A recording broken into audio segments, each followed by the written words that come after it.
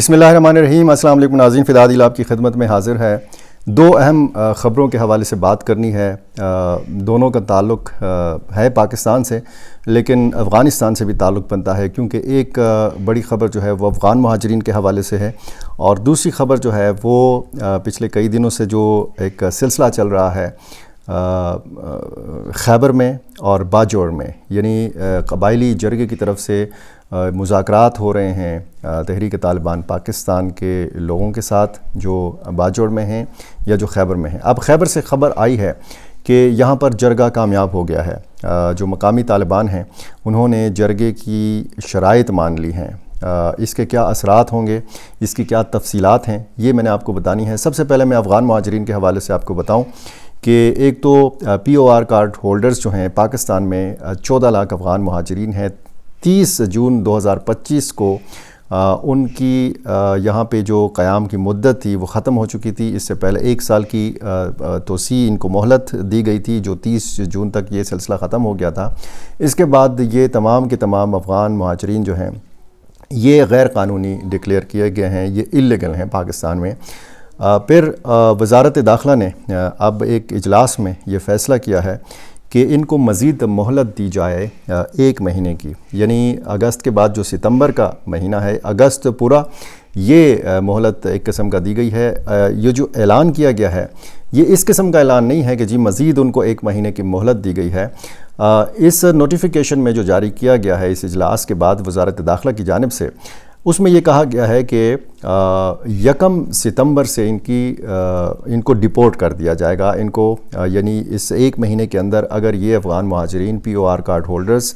یہ پاکستان سے نہ نکلے تو پھر 1 ستمبر سے ان کے خلاف کارروائی کا آغاز کیا جائے گا، اور اس دوران متعلقہ جتنے بھی صوبائی حکومتیں ہیں ان کو کہا گیا ہے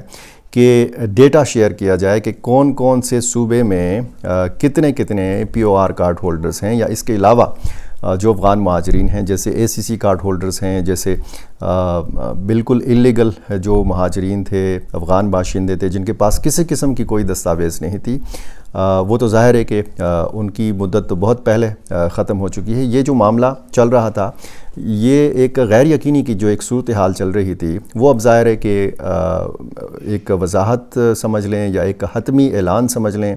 فائنل فیصلہ سمجھ لیں حکومت پاکستان کی طرف سے کہ اب یہ کیا گیا ہے، اور اس یعنی 1 اگست سے لے کر 1 ستمبر تک کی جو مہلت دی گئی ہے، اس میں یہ کہا گیا ہے کہ جی وہ اپنے تمام اثاثے سمیٹ لیں، جس دوران جتنا وہ ہو سکے اپنا سامان، اپنی جائیدادیں جس طریقے سے وہ سنبھال سکتے ہیں سنبھال لیں، اور یہاں سے چلے جائیں۔ 1 ستمبر کے بعد ان کو پھر ڈپورٹ کر دیا جائے گا۔ صوبائی حکومتوں سے ڈیٹا بھی طلب کیا گیا ہے، اس حوالے سے باقاعدہ جو ٹرانسپورٹ کا نظام جو ہے اس کو بھی فعال کیا گیا ہے، یعنی ٹرانسپورٹ کا انتظام بھی کر کے دیا جائے گا ان کو ان سینٹرز تک، یعنی مہاجرین کو ان سینٹرز تک لے جانے کے حوالے سے جو آگے پھر جا کے جہاں پر ان کی بائیو میٹرک ہوگی، ان کی رجسٹریشن ہوگی، اس حوالے سے کہ یعنی کتنے افغان شہری جو ہیں یہ واپس گئے۔ اس میں اسٹوڈنٹس کو بہت زیادہ مسائل ہیں، جو کاروباری طبقہ ہے ان کو بہت زیادہ مسائل ہیں۔ اسٹوڈنٹس ظاہر ہے کہ یہاں پر ہزاروں سینکڑوں جو اسٹوڈنٹس ہیں، جو افغان اسٹوڈنٹس ہیں، وہ مختلف تعلیمی اداروں میں زیر تعلیم ہیں، ان کو سخت مشکل صورتحال کا سامنا ہے۔ ان کے سامنے اندھیرا ہی اندھیرا ہے، کیونکہ افغانستان میں جا کر وہ تو اپنی تعلیم مکمل نہیں کر سکتے۔ اس حوالے سے جو بزنس کمیونٹی ہے، یعنی جو افغان باشندے یہاں پہ کاروبار کر رہے ہیں، وہ بہت زیادہ پریشانی میں مبتلا ہیں۔ یہ جو پی او آر کارڈز ہیں یہ جاری کیے گئے تھے نادرا کے تعاون سے، باقاعدہ حکومت پاکستان اور U N H C R یہ انہوں نے مل کر افغان مہاجرین کا ڈیٹا مرتب کیا تھا۔ تقریباً 1.4 ملین ان کی تعداد ہے، اور ان کو بینک اکاؤنٹس کھولنا، ان کارڈز کی بنیاد پر ان کو موبائل سم جاری ہونا، بہت ساری دیگر سہولیات جو تھیں وہ ان کو دی گئی تھیں۔ اب اگر یہ سہولیات اچانک سے ان سے واپس لے لی جاتی ہیں تو آپ اندازہ لگا سکتے ہیں کہ یہ کس قسم کی مشکل صورتحال سے دوچار ہوں گے۔ ہمیں تو افغان مہاجرین کے الفاظ جب ہم استعمال کرتے ہیں تو ذہن میں وہی افغان مہاجرین ہمارے آتے ہیں کہ جو ہمیں مزدوری کرتے ہوئے نظر آتے ہیں، ہمیں ریڑھی چلاتے ہوئے نظر آتے ہیں، ہمیں مختلف قسم کے کام کرتے ہوئے نظر آتے ہیں، لیکن ان میں بہت زیادہ تعداد افغانوں کی ایسی ہے کہ جو ظاہر ہے کہ جنہوں نے سرمایہ کاری کر رکھی ہے، وہ تو ایسے افغان ہوں گے، سینکڑوں ہزاروں اب نکل آئیں گے کہ جو باقاعدہ ویزا لیں گے، باقاعدہ پاسپورٹ ان کے پاس ہوگا، اور وہ غیر قانونی جو ان کی حیثیت ہے وہ ان کی بدل جائے گی، اور وہ قانونی طریقے سے پاکستان میں رہنا شروع کر دیں گے۔ لیکن ظاہر ہے کہ ہر قسم کے جو افغان ہیں وہ اس قسم کی جو استطاعت ہے وہ نہیں رکھتے۔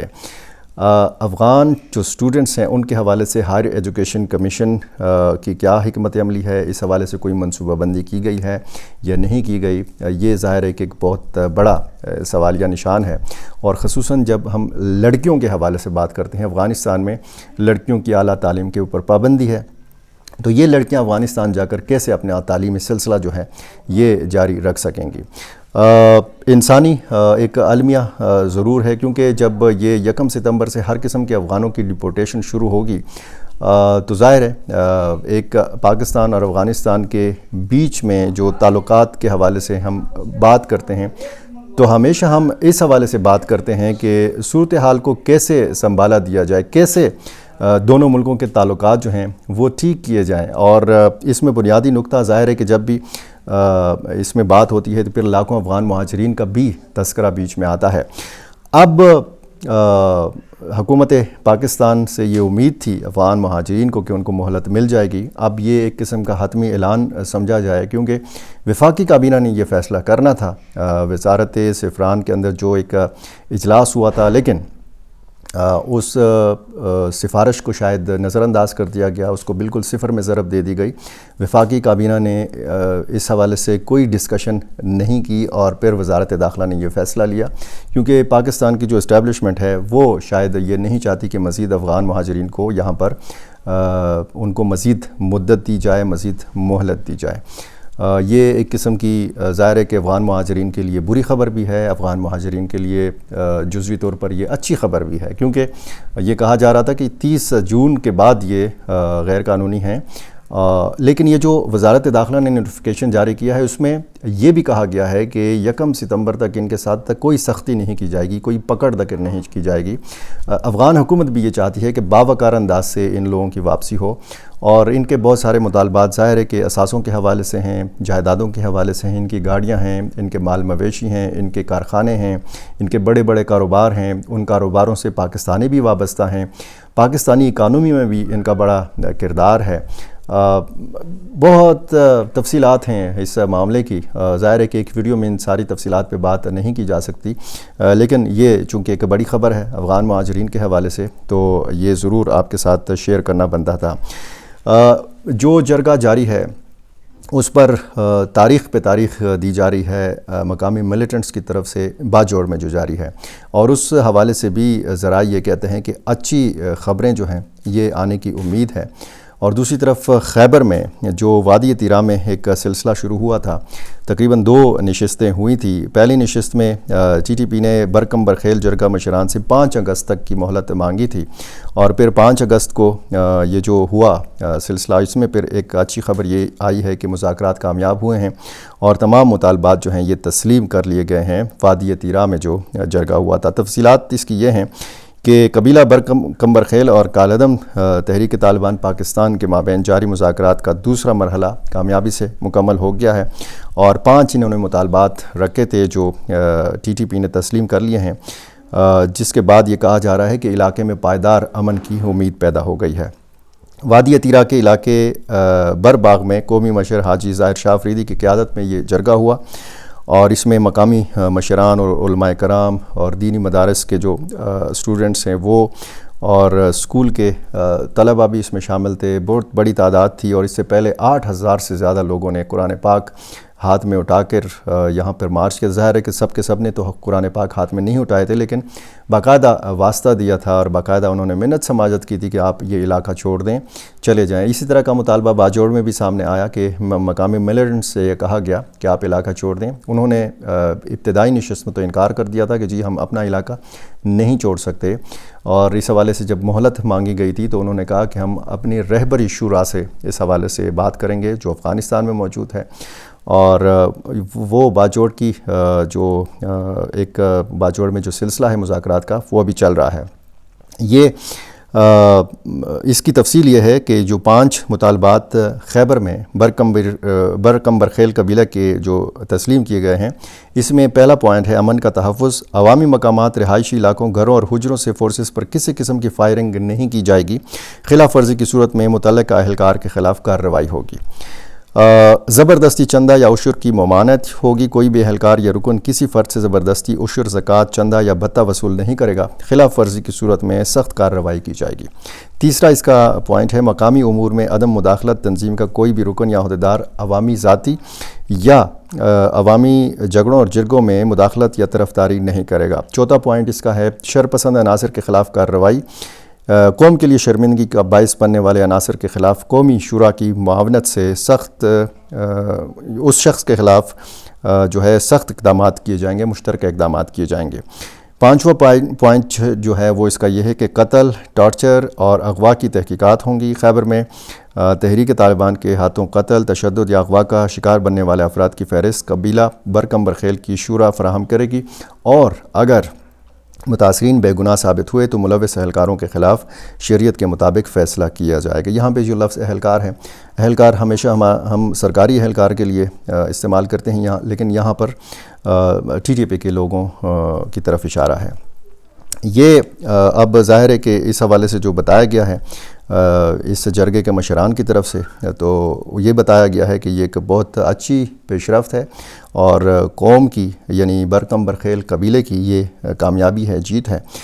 دیکھنا اب یہ ہے کہ یہ سلسلہ کہاں بڑھتا ہے۔ برکمبرخیل قبیلے تک محدود رہتا ہے یہ سلسلہ، یا پورے خیبر ضلع تک جو ہے یہ اس جرگے کے جو اثرات ہیں کامیاب جرگے کے، وہ کیا پورے خیبر میں محسوس کیے جائیں گے یا یہ ایک مخصوص وادی میں، مخصوص علاقے میں محسوس کیے جائیں گے، ایک بہت بڑا سوال ہے۔ دوسرا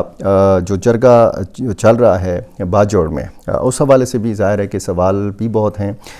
ساتھ ساتھ خدشات بھی ہیں، اور اگر یہ جرگہ وہاں پہ کہا جا رہا ہے کہ ناکام ہو جاتا ہے اور ملیٹنٹس اور اس میں 1.5 لاکھ پیدا ہو جاتا ہے جرگے میں، مطالبات نہیں تسلیم کیے جاتے، تو وہاں پہ کہا جا رہا ہے کہ جی آپریشن کا آغاز کیا جا سکتا ہے۔ باقاعدہ وہاں سے لوگوں نے نقل مکانی بھی شروع کر رکھی ہے، اور دوسری طرف یہ ایک اطلاع آئی ہے کہ یہاں پر خیبر میں اور باجوڑ میں جب مذاکرات کا سلسلہ ہے، تو دوسری طرف مومند میں ایسی سرگرمیاں دیکھی گئی ہیں کہ وہاں پہ ملیٹنٹس جو ہیں یہ جمع ہو رہے ہیں یا کسی بڑے حملے کی منصوبہ بندی کر رہے ہیں۔ تو یہ اپڈیٹس تھیں۔ ظاہر ہے کہ ایسے معاملات ہیں خیبر پختونخوا کے کچھ جگہوں سے ناخوشگوار خبریں بھی موصول ہوتی ہیں، جیسے بنو میں ایک کواد کاپٹر حملہ ہوا ہے تانہ حویت کے اوپر، کوئی جانی نقصان تو نہیں ہوا، لیکن اس سے پہلے 8-9 حملے تھانہ میریان کے اوپر ہو چکے ہیں۔ اور صورتحال اگر ہم دیکھیں اور تھانہ منڈان کی بات کریں، تانہ میریان کی بات کریں، تو پھر جو ہے صورتحال خاصی تشویشناک ہے ان علاقوں کی۔ اسی طرح کی اپڈیٹس جاننے کے لیے آپ سے گزارش ہے کہ میرا چینل اگر آپ نے ابھی تک سبسکرائب نہیں کیا یہ کر لیجیے، اور مجھے اپنی رائے سے ضرور نوازا کیجیے۔ بہت شکریہ۔